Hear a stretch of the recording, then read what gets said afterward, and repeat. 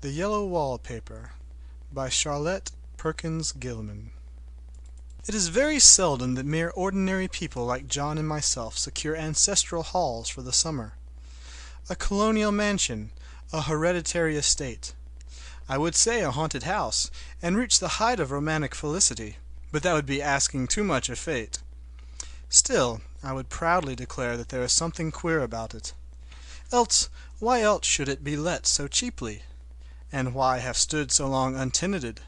John laughs at me, of course, but one expects that in marriage. John is practical in the extreme. He has no patience with faith, an intense horror of superstition, and he scoffs openly at any talk of things not to be felt and seen and put down in figures. John is a physician, and perhaps, I would not say it to a living soul, of course, but this is dead paper and a great relief to my mind, perhaps that is one reason I do not get well faster. You see, he does not believe I am sick! And what can one do? If a physician of high standing, and one's own husband, assures friends and relatives that there is really nothing the matter with one but temporary nervous depression, a slight hysterical tendency, what is one to do? My brother is also a physician, and also of high standing, and he says the same thing. So I take phosphates or phosphites, whichever it is, and tonics, and journeys, and air, and exercise, and am absolutely forbidden to work until I am well again. Personally, I disagree with their ideas. Personally, I believe that congenial work, with excitement and change, would do me good. But what is one to do? I did write for a while in spite of them, but it does exhaust me a good deal, having to be so sly about it, or else meet with heavy opposition. I sometimes fancy that my condition, if I had less opposition and more society and stimulus, but John says the very worst thing I can do is think about my condition, and I confess it always makes me feel bad. So I will let it alone and talk about the house. The most beautiful place! It is quite alone, standing well back from the road, quite 3 miles from the village. It makes me think of English places that you read about, for there are hedges and walls and gates that lock, and lots of separate little houses for the gardeners and people. There's a delicious garden. I never saw such a garden, large and shady, full of box-bordered paths, and lined with long grape-covered arbors with seats under them. There were greenhouses, too, but they are all broken now. There was some legal trouble, I believe, something about the hares and cohares. Anyway, the place has been empty for years. That spoils my ghostliness, I am afraid.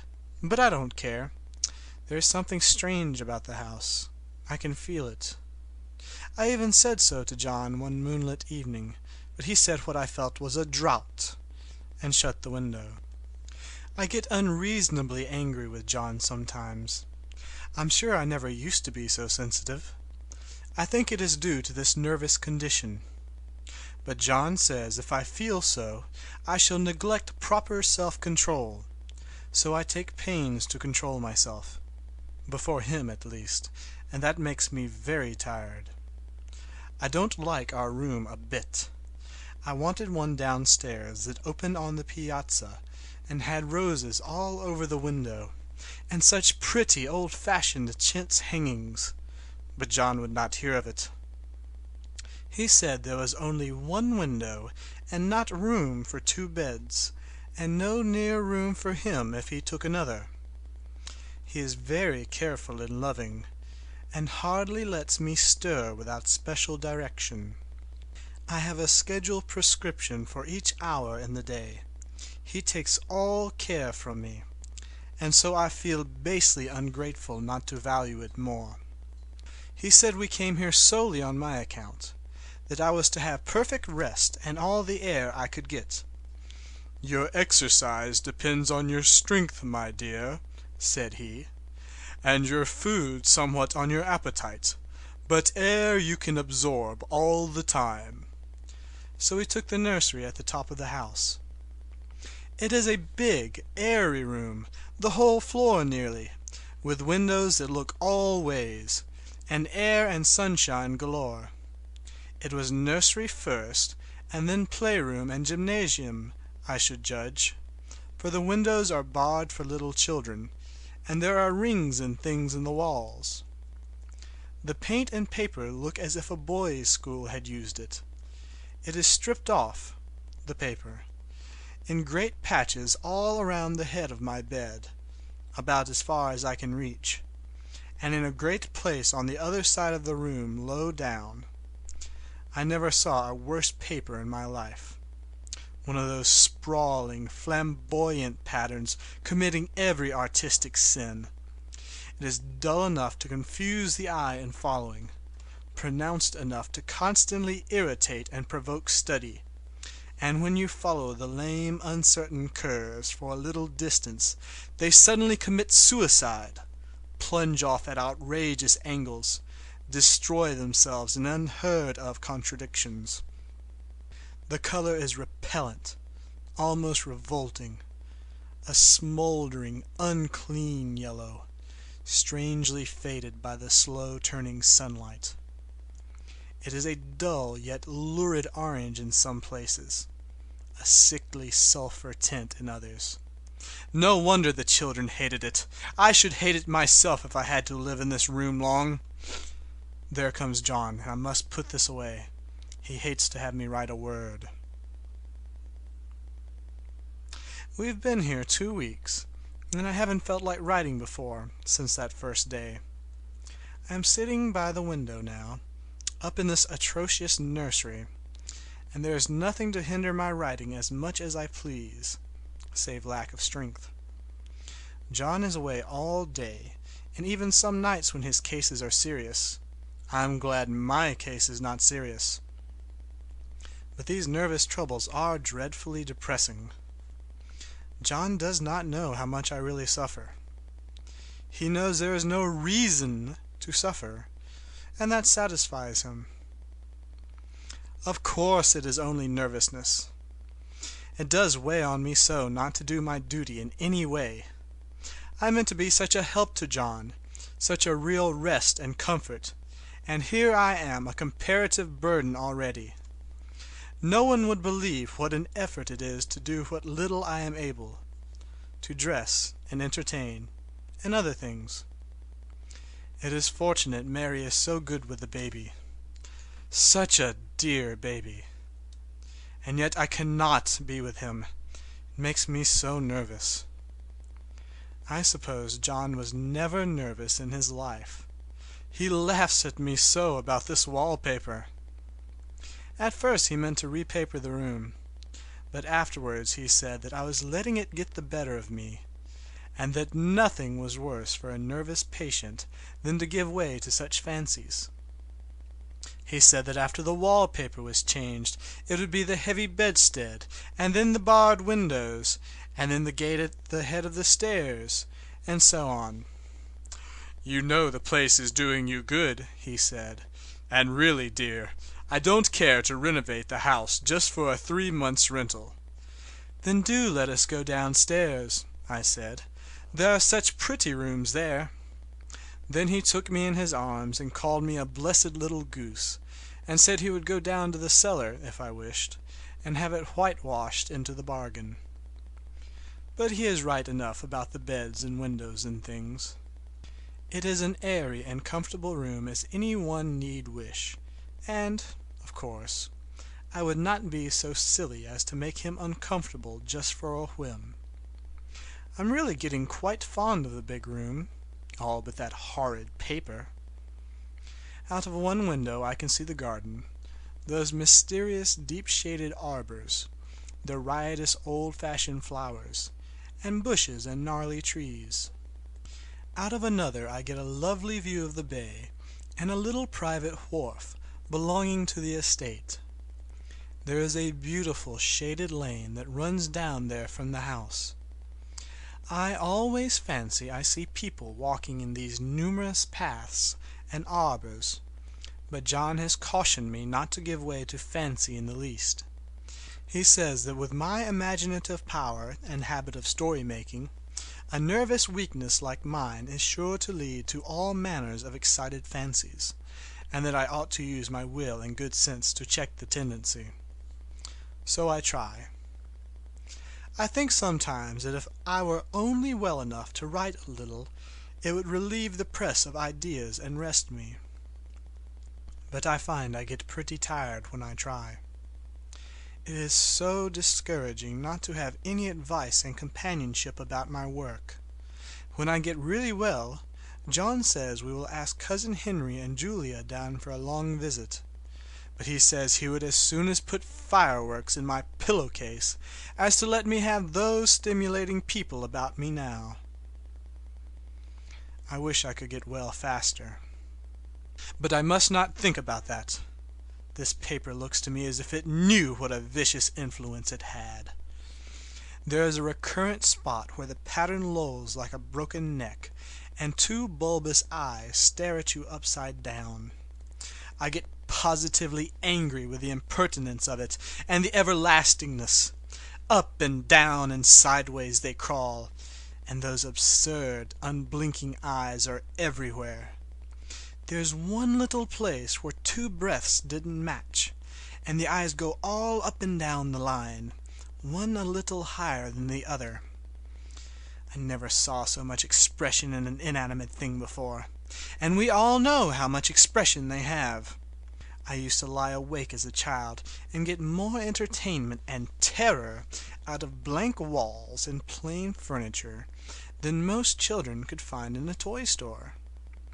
I remember what a kindly wink the knobs of our big old bureau used to have, and there was one chair that always seemed like a strong friend.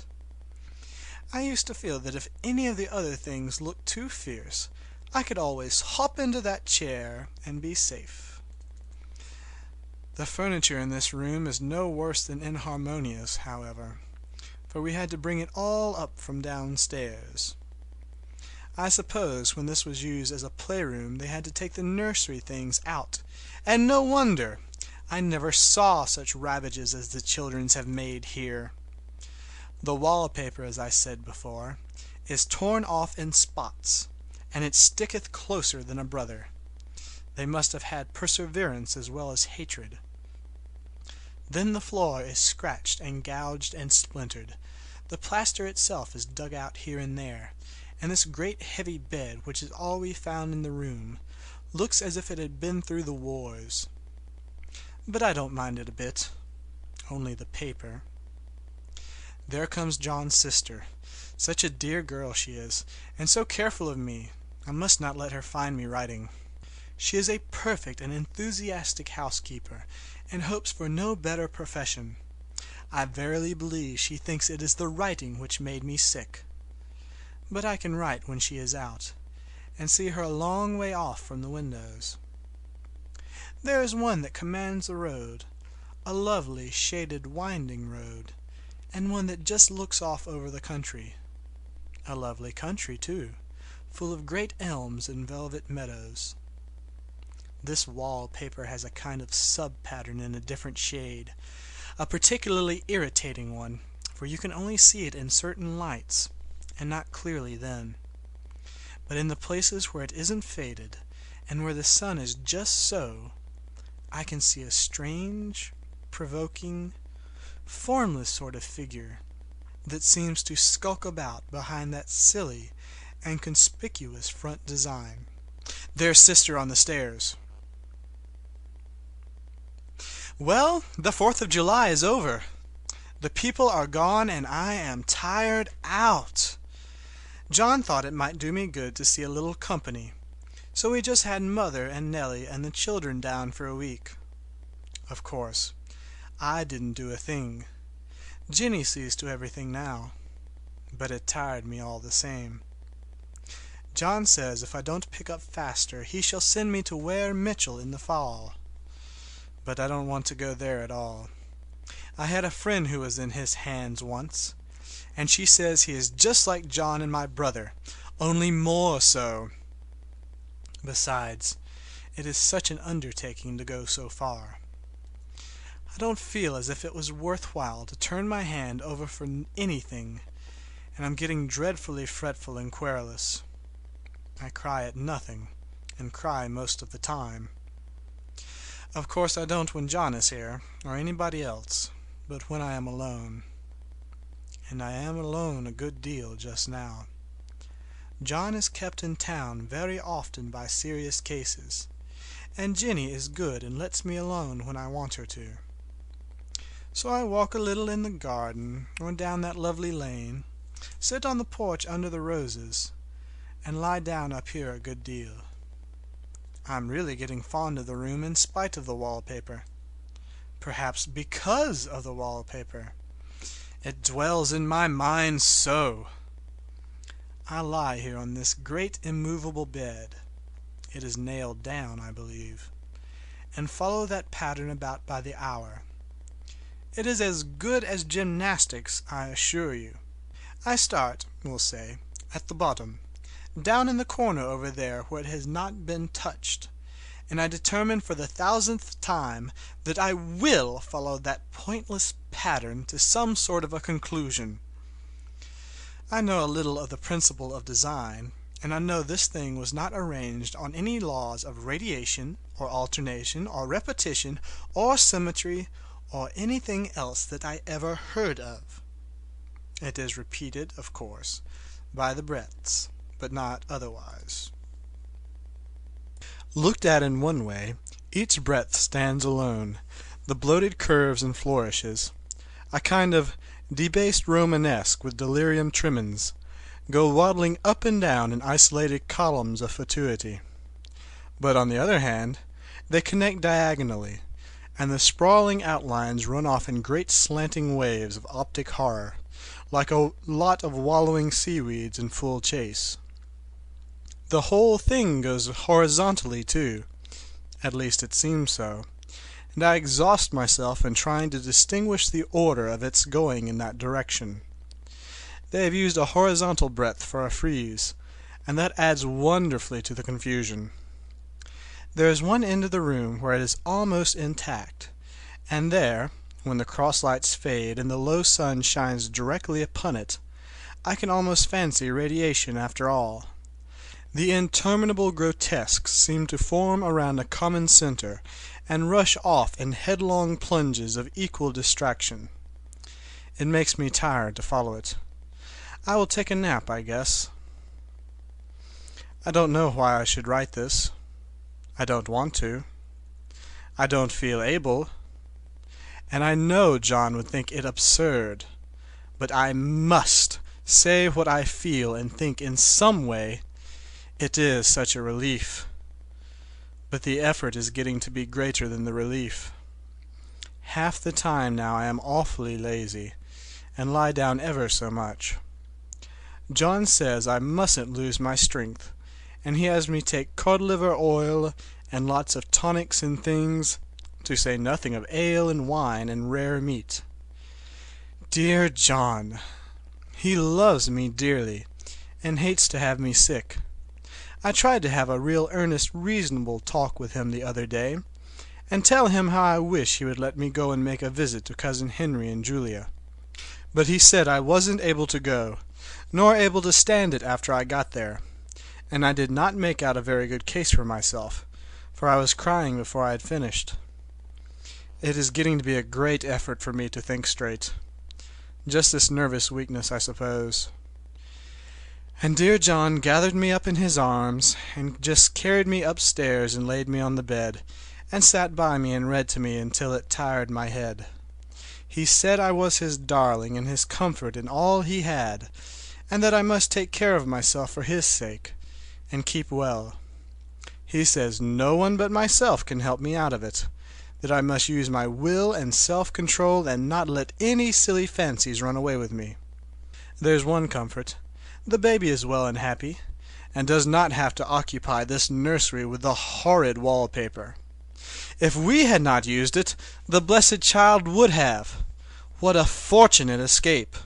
Why, I wouldn't have a child of mine, an impressionable little thing, live in such a room for worlds. I never thought of it before, But it is lucky that John kept me here after all. I can stand it so much easier than a baby, you see. Of course, I never mention it to them any more. I am too wise. But I keep watch of it all the same. There are things in that paper that nobody knows but me, or ever will. Behind that outside pattern, the dim shapes get clearer every day. It's always the same shape, only very numerous. And it is like a woman stooping down and creeping about behind that pattern. I don't like it a bit. I wonder, I begin to think. I wish John would take me away from here. It is so hard to talk with John about my case, because he is so wise, and because he loves me so. But I tried it last night. It was moonlight. The moon shines in all around just as the sun does. I hate to see it sometimes. It creeps so slowly, and always comes in by one window or another. John was asleep, and I hated to waken him.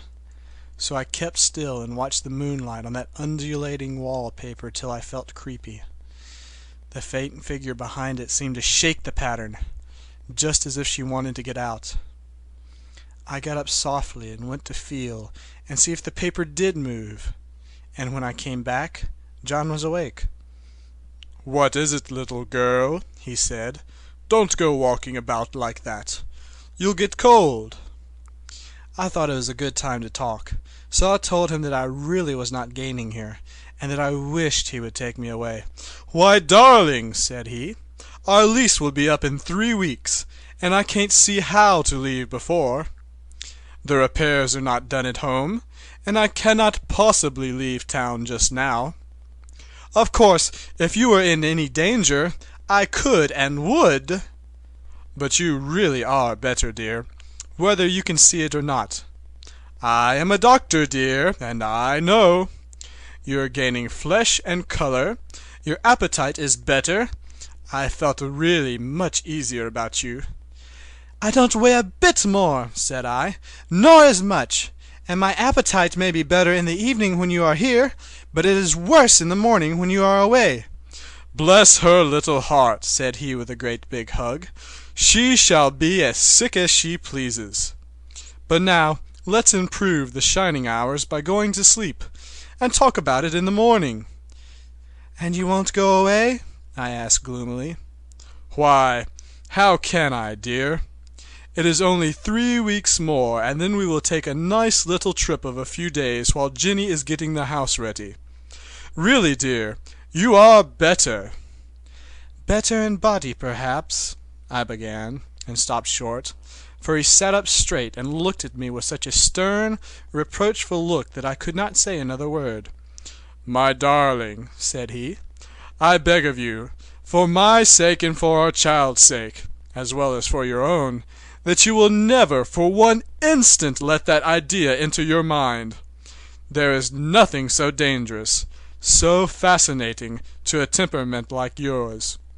It is a false and foolish fancy. Can you not trust me as a physician when I tell you so?" So of course I said no more on that score, and we went to sleep before long. He thought I was asleep first, but I wasn't, and lay there for hours trying to decide whether that front pattern and that back pattern really did move together or separately. On a pattern like this, by daylight, there is a lack of sequence, a defiance of law, that is a constant irritant to a normal mind. The color is hideous enough, and unreliable enough, and infuriating enough, but the pattern is torturing. You think you have mastered it, but just as soon as you get well underway in following, it turns a back somersault and there you are. It slaps you in the face, knocks you down, and tramples upon you. It is like a bad dream. The outside pattern is a florid arabesque, reminding one of a fungus. If you can imagine a toadstool in joints, an interminable string of toadstools, budding and sprouting in endless convolutions, why, that is something like it. That is, sometimes. There is one marked peculiarity about this paper, a thing nobody seems to notice but myself, and that is that it changes as the light changes. When the sun shoots in through the east window, I always watch for that first long, straight ray. It changes so quickly that I never can quite believe it. That is why I watch it always. By moonlight, the moon shines in all night when there is a moon. I wouldn't know it was the same paper. At night, in any kind of light, in twilight, candlelight, lamplight, and worst of all by moonlight, it becomes bars. The outside pattern, I mean, and the woman behind it is as plain as can be. I didn't realize for a long time what the thing was that showed behind, that dim sub-pattern, but now I am quite sure it is a woman. By daylight she is subdued, quiet. I fancy it is the pattern that keeps her so still. It is so puzzling. It keeps me quiet by the hour. I lie down ever so much now. John says it is good for me, and to sleep all I can. Indeed, he started the habit by making me lie down for an hour after each meal. It is a very bad habit, I am convinced, for you see I don't sleep. And that cultivates deceit, for I don't tell them I'm awake. Oh, no. The fact is, I'm getting a little afraid of John.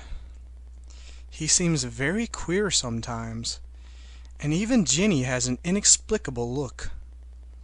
It strikes me occasionally, just as a scientific hypothesis, that perhaps it is the paper. I have watched John when he did not know I was looking, and come into the room suddenly on the most innocent excuses, and I've caught him several times looking at the paper. And Jenny too. I caught Jenny with her hand on it once. She didn't know I was in the room, and when I asked her in a very quiet voice, with the most restrained manner possible, what she was doing with the paper, she turned around as if she had been caught stealing, and looked quite angry, asked me why I should frighten her so. Then she said that the paper stained everything it touched, that she had found yellow smooches on all my clothes and John's, and she wished we would be more careful. Did not that sound innocent? But I know she was studying that pattern, and I am determined that nobody shall find it out but myself. Life is so very much more exciting now than it used to be. You see, I have something more to expect, to look forward to watch. I really do eat better, and am more quiet than I was. John is so pleased to see me improve. He laughed a little the other day, and said I seemed to be flourishing in spite of my wallpaper. I turned it off with a laugh. I had no intention of telling him it was because of the wallpaper. He would make fun at me. He might even want to take me away. I don't want to leave now until I have found it out. There is a week more, and I think that will be enough. I'm feeling ever so much better. I don't sleep much at night, for it is so interesting to watch developments, but I sleep a good deal in the daytime. In the daytime it is tiresome and perplexing. There are always new shoots on the fungus, and new shades of yellow all over it. I cannot keep count of them, though I have tried conscientiously. It is the strangest yellow, that wallpaper. It makes me think of all the yellow things I ever saw. Not beautiful ones like buttercups, but old, foul, bad yellow things. But there's something else about that paper. The smell. I noticed it the moment we came into the room, but with so much air and sun it was not bad. Now we have had a week of fog and rain, and whether the windows are open or not, the smell is still here. It creeps all over the house. I find it hovering in the dining room, skulking in the parlor, hiding in the hall, lying in wait for me on the stairs. It gets into my hair. Even when I go to ride, if I turn my head suddenly and surprise it, There is that smell! Such a peculiar odor, too! I have spent hours in trying to analyze it, to find what it smelled like. It is not bad, at first, and very gentle, but quite the subtlest, most enduring odor I have ever met. In this damp weather it is awful. I wake up in the night and find it hanging over me. It used to disturb me at first. I thought seriously of burning the house to reach the smell. But now I'm used to it. The only thing I can think of is that it is like the color of the paper, a yellow smell. There's a very funny mark on this wall, low down near the mopboard, a streak that runs around the room. It goes behind every piece of furniture except the bed, a long, straight, even smooch, as if it had been rubbed over and over. I wonder how it was done and who did it, and what they did it for. Round and round and round, round and round and round. It makes me dizzy. I really have discovered something at last. Through watching so much at night, when it changes so, I have finally found it out. The front pattern does move, and no wonder. The woman behind shakes it. Sometimes I think there are a great many women behind, and sometimes only one, and she crawls around fast, and her crawling shakes it all over. Then in the very bright spots, she keeps still. And in the very shady spots, she just takes hold of the bars and shakes them hard. And she's all the time trying to climb through. But nobody could climb through that pattern, it strangles so. I think that is why it has so many heads. They get through, and then the pattern strangles them off and turns them upside down and makes their eyes white. If those heads were covered or taken off, it would not be half so bad. I think that woman gets out in the daytime, and I'll tell you why, privately. I've seen her. I can see her out of every one of the windows. It is the same woman, I know, for she is always creeping, and most women do not creep by daylight. I see her on that long road under the trees, creeping along, and when a carriage comes, she hides under the blackberry vines. I don't blame her a bit. It must be very humiliating to be caught creeping by daylight. I always lock the door when I creep by daylight. I can't do it at night, for I know John would suspect something at once. And John is so queer now that I don't want to irritate him. I wish he would take another room. Besides, I don't want anybody to get that woman out at night but myself. I often wonder if I could see her out of all the windows at once. But turn as fast as I can only see out of one at a time. And though I always see her, she may be able to creep faster than I can turn. I have watched her sometimes away off in the open country, creeping as fast as a cloud shadow in a high wind. If only that top pattern could be gotten off from the under one. I mean to try it, little by little. I have found out another funny thing, but I shan't tell it at this time. It does not do to trust people too much. There are only 2 more days to get this paper off, and I believe John is beginning to notice. I don't like the look in his eyes. And I heard him ask Jenny a lot of professional questions about me. She had a very good report to give. She said I slept a good deal in the daytime. John knows I don't sleep very well at night, for all I'm so quiet.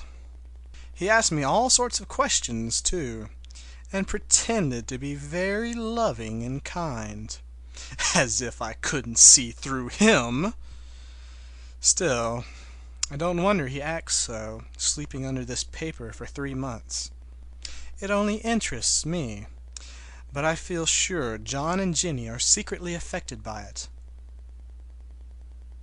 Hurrah! This is the last day, but it is enough. John is to stay in town overnight, and won't be out until this evening. Jenny wanted to sleep with me, the sly thing, but I told her I should undoubtedly rest better for a night all alone. That was clever, for I really wasn't alone a bit. As soon as it was moonlight, and that poor thing began to crawl and shake the pattern, I got up and ran to help her. I pulled and she shook. I shook and she pulled, and before morning we had peeled off yards of the paper. A strip about as high as my head and half around the room. And then when the sun came and that awful pattern began to laugh at me, I declared I would finish it today. We go away tomorrow, and they are all moving all my furniture down again to leave things as they were before. Jenny looked at the wall in amazement, but I told her merrily that I did it out of pure spite at the vicious thing. She laughed and said she wouldn't mind doing it herself, but I must not get tired. How she betrayed herself that time! But I am here, and no person touches this paper but me, not alive. She tried to get me out of the room. It was too patent. But I said it was so quiet and empty and clean now that I believed I would lie down again and sleep all I could, and not to wake me even for dinner. I would call when I woke. So now she is gone, and the servants are gone, and the things are gone, and there is nothing left but that great bedstead nailed down with the canvas mattress we found on it. We shall sleep downstairs tonight, and take the boat home tomorrow. I quite enjoy the room, now it is bare again. How those children did tear about here! This bedstead is fairly gnawed. But I must get to work. I have locked the door and thrown the key down into the front path. I don't want to go out, and I don't want to have anybody come in till John comes. I want to astonish him. I've got a rope up here that even Jenny did not find. If that woman does get out and tries to get away, I can tie her. But I forgot I could not reach far without anything to stand on. This bed will not move.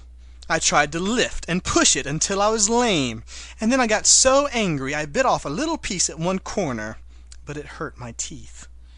Then I peeled off all the paper I could reach standing on the floor.